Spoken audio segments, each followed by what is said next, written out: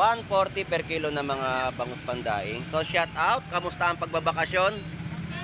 Ayun, ang tagal na wala ni Ate Pam dito sa Malabon Fish Market. At yung mga upload niya na mga videos, wala tayong nakikita na upload niya galing dito sa Malabon Fish Market. So Ate Pam, salamat ha, thank you. So dito yung mga tumpok ng pusit, 100 pesos.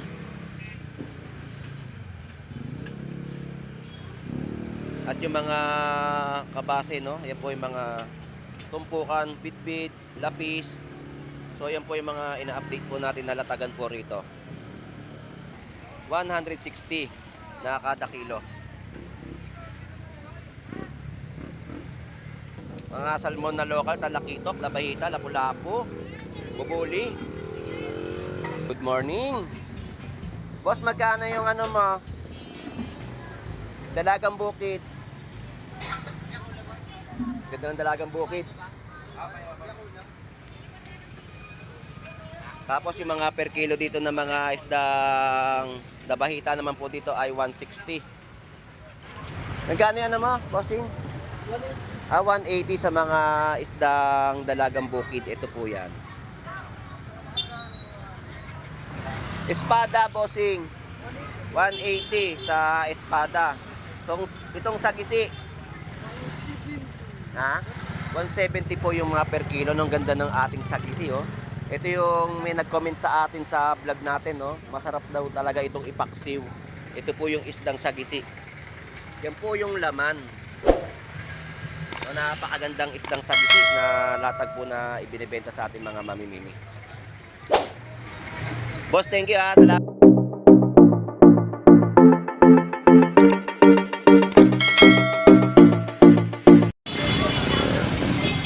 Alright, good morning, good morning, good morning. Tayo po ay mag-update po dito sa Malabon, Tumpukan.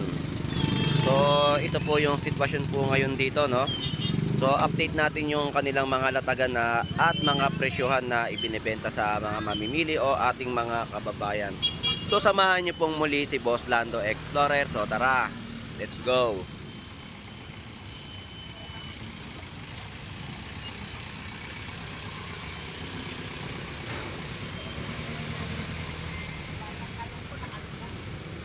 Update natin yung kabilang side dito sa Malabon Fish Market at alamin natin yung mga presyo. Tara, let's go.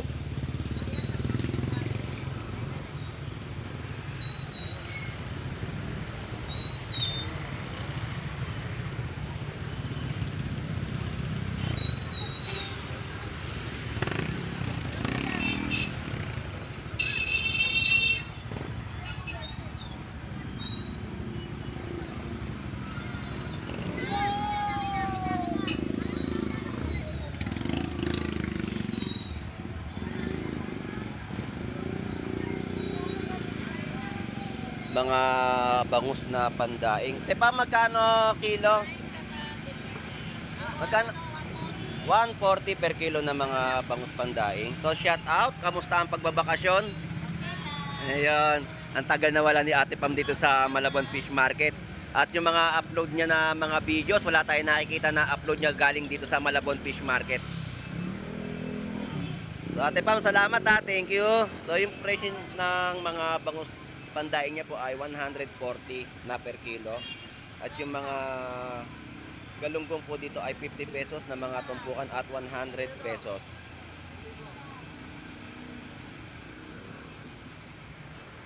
Dito naman po ay ang mga tumpok na pandaing na bangus pa rin po. 120 kada tumpukan. So ayan, mayroon pong padaing.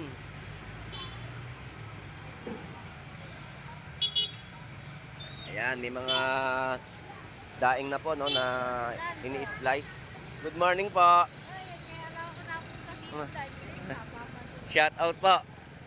So, ayan, yung mga manonood natin sa ating mga upload, no, sa Facebook at YouTube channel ay nandirito yung mga mamimili po natin sa bayan po ng Malabon Fish Market. So, abante na tayo at mag-update pa tayo ng mga presyo. So dito yung mga tumpok ng pusit, 100 pesos.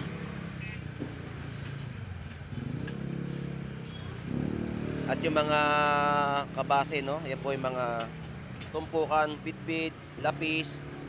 So yan po yung mga ina-update po natin na latagan po rito. Bitbit, yan. Kung gagawa kayo ng mga pang meatballs, ayan po. Lagyan nyo lang po ng mga giniling o gulay, no? Sa tumpukan na yung magkano yung ganito? 100 pesos yung mga ganyan, guys. Yung mga bitbit na ibinebenta po rito na pang meatballs. So, ayan po, yung mga tumpukan po dyan ay 50 pesos, no?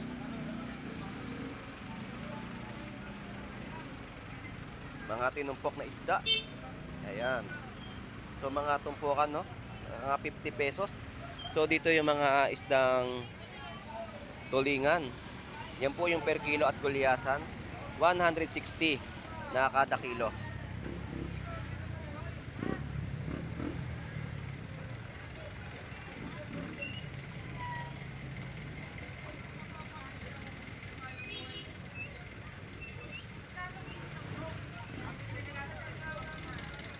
Mga pusit. Ayan, mga tumpukan po niya, no? Mga 100 pesos. Magkano kilo sa pusit, bossing? 300. Alright, so yung presyo po dito ng mga pusit ay 300 pesos. Diba 250? So, yun po yung update natin sa kanilang latag dito. Yung mga isdang pusit o anumang isda na mabibili po dito sa Malabon Tumpukan.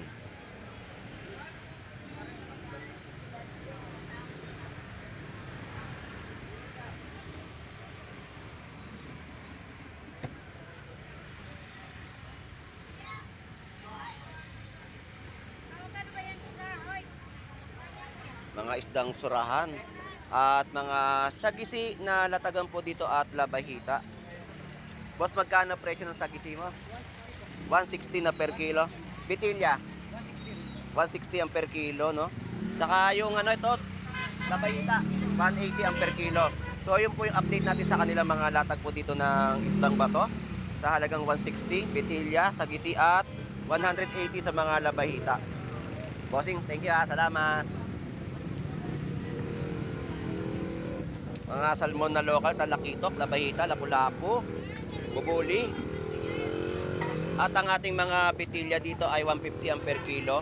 So, yung update natin dito sa mga bangus nila, no, 170 isang piraso. Bossing, good morning. Magkano yung labahita mo? 180.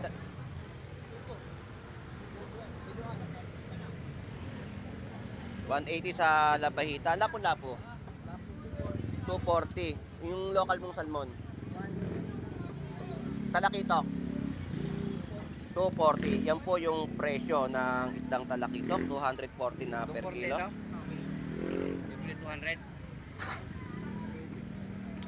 240. Yan po yung mga update natin, no, ng kanilang latag ng isdang bato.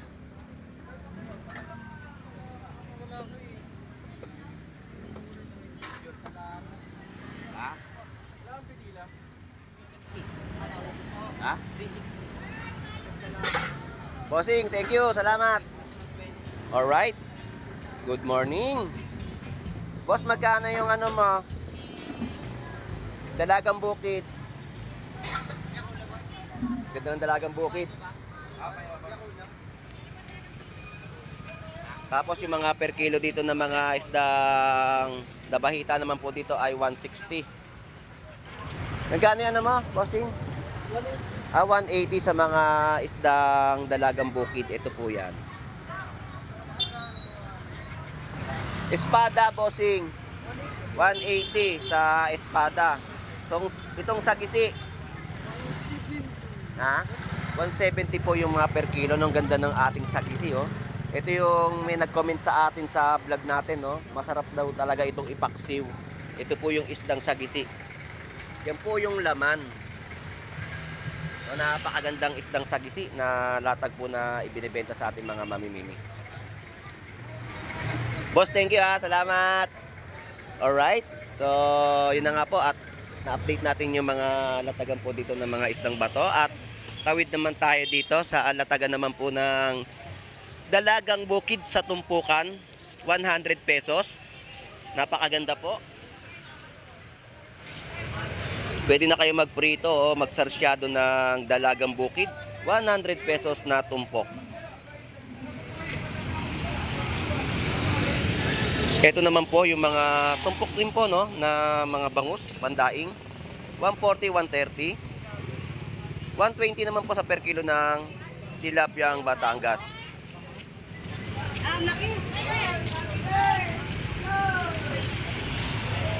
At yung latag din po dito ng dalagang bukid, 100 pesos na tumpukan.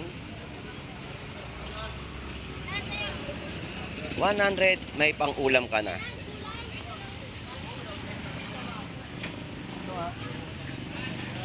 Alright, dito ay mga hipon sa halagang 360, 350 at meron din pong 100 pesos na tumpukan.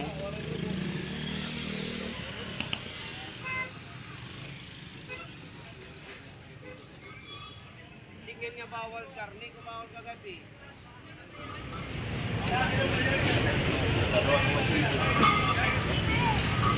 Magkano per kilo mo ng tulingan?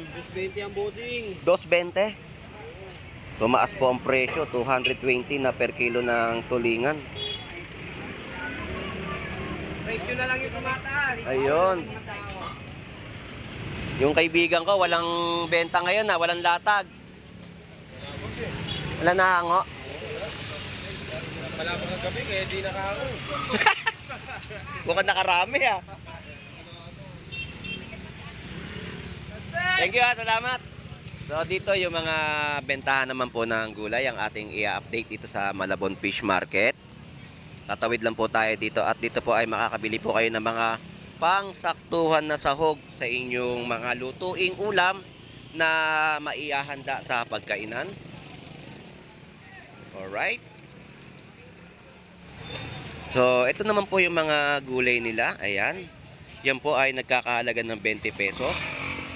Yung mga bawang 50 pesos po.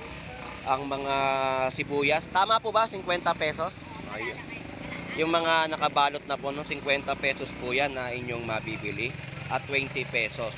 So yan po yung mga sibuyas, kamatis, bawang, kalamansi, luya na inyong mabibili.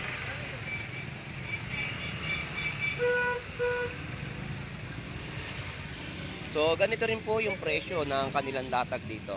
At hindi naman po halos na nagkakaiba. Halos pare-parehas po ang kanilang mga presyohan po dito na inyong mapipili na mga gulay.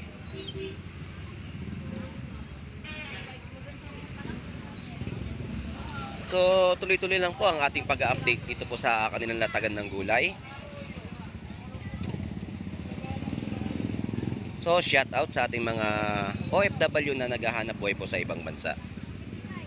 At sa mga viewers po natin, no, shout out din po sa inyo. So sa aking paglalakad po dito ay papakita ko po yung mga vlog dito sa bayan po ng Malabon Fish Market ng kanilang mga gulay na inyong mabibili. So shout out po, Nay, magandang umaga. Shout out po ninyo yung pamilya nyo.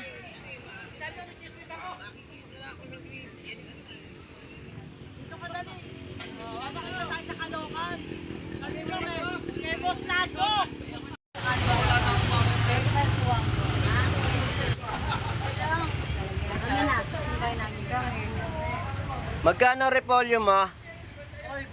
Good morning. Shout out.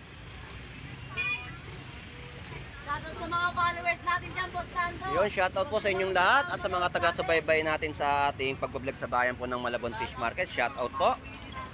Yun, shout out at sa mga dumarayo at namimili ng gulay dito ng mag-asawa, no?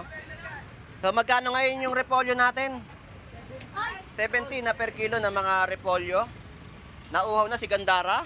Uminom ng tubig para may masmasan. Magkano ang carrot? Carrots, Boss Lando, 70 pesos na per kilo, no? So mga pansahog po ito na saktuhan sa inyong iluluto na ulam sa inyong pamamahay at para masarapan din ang ating mga kasama sa loob ng ating bahay, no? So saktuhan na pansahog sa halagang 20 pesos, meron po kayo mabibili 10 pesos at sa mga dahon-dahon ay 10 piso, no, na inyong mabibili. Ang ating mga luya, magkano na presyo? 140?